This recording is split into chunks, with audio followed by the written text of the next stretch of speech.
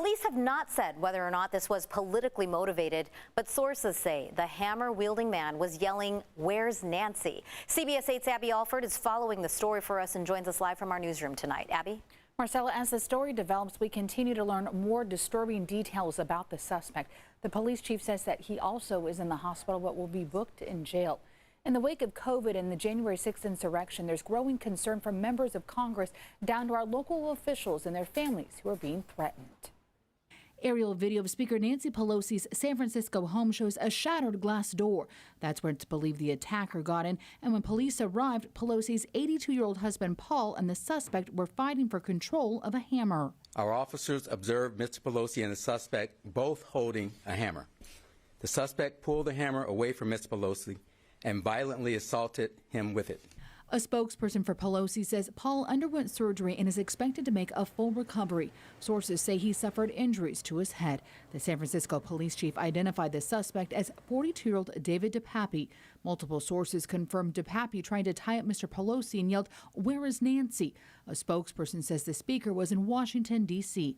Sources say since she was away, there would not have been a security detail at their home. DePappy will be booked in jail and faces several charges. Attempted homicide, assault with a deadly weapon, elder abuse, burglary, and several other additional felonies. Investigators have not said if this is politically motivated, but before DePappy's Facebook was disabled this morning, several posts were made about the 2020 election, conspiracy theories about the COVID vaccine, and the January 6th attack. These wave of threats have only increased since the 2021 insurrection. Earlier this year, a man was arrested for threatening to kill Justice Kavanaugh. This week, 3 men were convicted in the kidnapping conspiracy against Michigan Governor Gretchen Whitmer.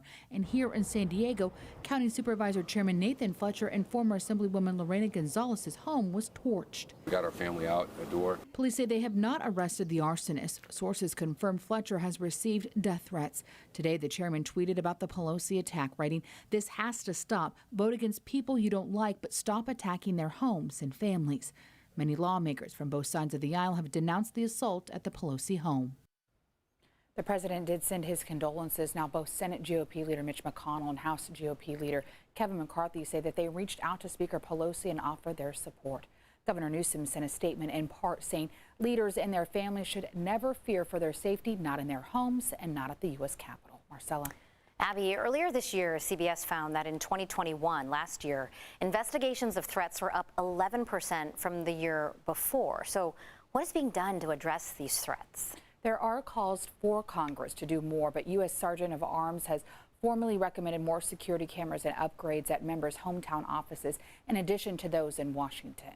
Marcella. All right. Thanks so much for that update.